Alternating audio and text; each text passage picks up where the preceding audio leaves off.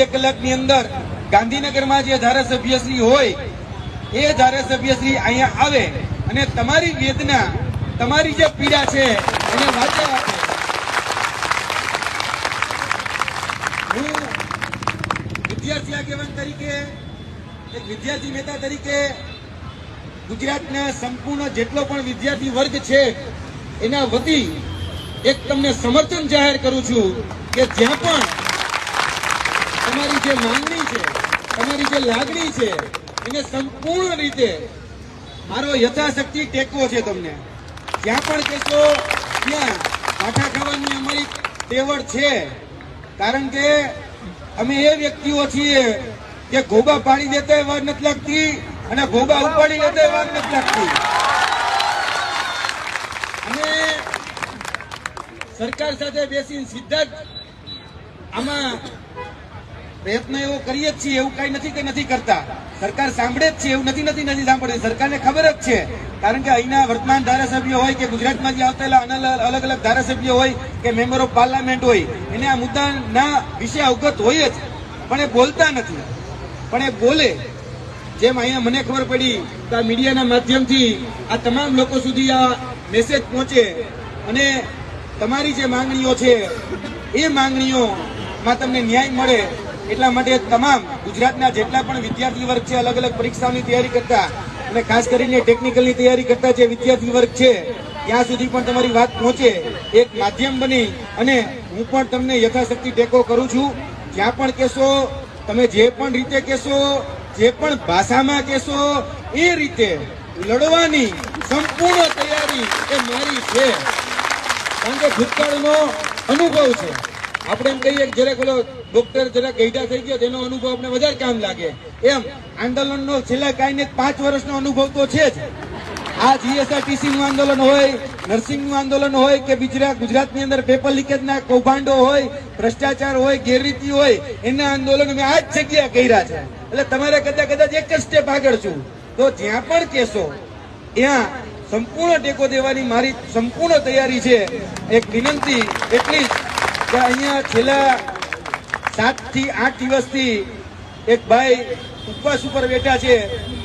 એને હું વિનંતીના ભાવ રૂપે કહી રહ્યો છું કે તમે પારણા કરી લો તો વધારે સારું. કારણ કે જીવમાં જીવ હશે તો આગળ લડત બધી લડાશે. આપણે નો ડાઉટ જે તે સમયે લડાતી હતી, ભૂખ આંદોલન થતું હતું, જેલ ભરો આંદોલન થતું હતું, સત્યાગ્રહ થતા હતા, પણ એ સમયે અંગ્રેજો હતા. અહીંયા કોઈ ભાવ પૂછવા નહીં આવે, હું જાણું છું. એટલા માટે વિનંતી કરી રહ્યો છું કે તમે તાત્કાલિક ધોરણે શરીર જો સાચું રહેશે ને તો બધી જ જગ્યાએ બધી રીતે આપણે લડી શકીશું.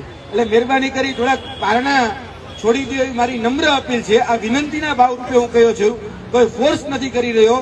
પણ તમારી જે લાગણી છે, તમારી જે વેદના છે, તમારી જે વ્યથા છે એ વ્યથા યોગ્ય વ્યક્તિ સુધી, યોગ્ય પ્લેટફોર્મ સુધી પહોંચે એ ખૂબ જરૂરી છે. તમે આ રીતે બેસશો તો તમે તમારા શરીરનું નુકસાન કરશો. તો શરીરનું નુકસાન ન કરો. તમારો મુદ્દો જે છે એ યોગ્ય પ્લેટફોર્મ સુધી, એટલે કે આરોગ્ય મંત્રી અને આરોગ્ય અધિકારી, જે ઉચ્ચ અધિકારીઓ જેને આપણે કહીએ છીએ એ અધિકારીઓ સુધી એ પહોંચે એ મહત્વનું છે. નોન પ્રેક્ટિસ એલાઉન્સ તમારું જે મળવા પાત્ર હોય એમાં પણ મારી સંપૂર્ણ સહમતિ છે.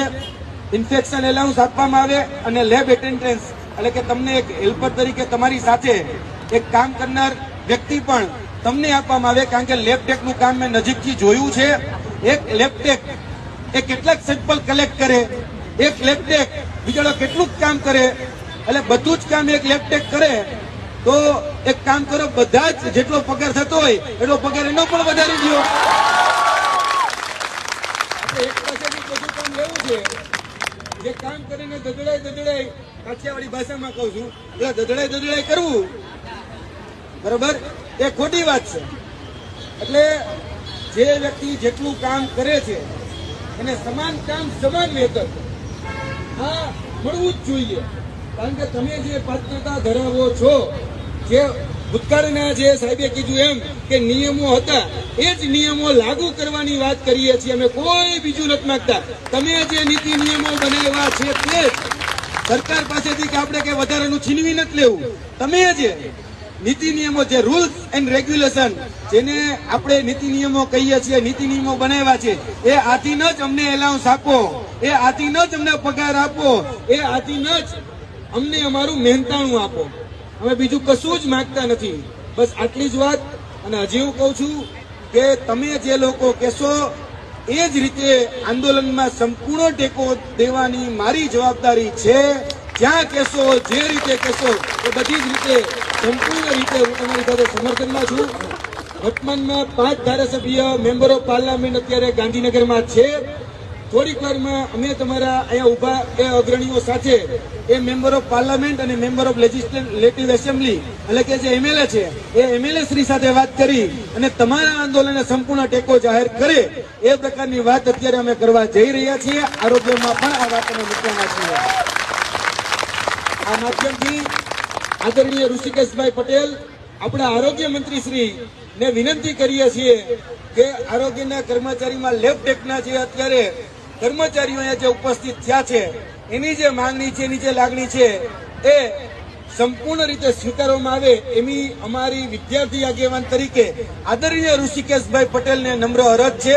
તાત્કાલિક ધોરણે આની ઉપર સ્વતઃ સંજ્ઞાન લઈ અને તાત્કાલિક ધોરણે આ બધા જ પ્રશ્નોનું નિરાકરણ સંવાદથી લાવે. આંદોલનથી સંવાદ, ટુ વે કોમ્યુનિકેશન કરી અને સંવાદ કરી અને તાત્કાલિક ધોરણે આનું નિરાકરણ લાવે એવી અમારી માંગણી અને લાગણી છે. જય હિન્દ, જય ભારત.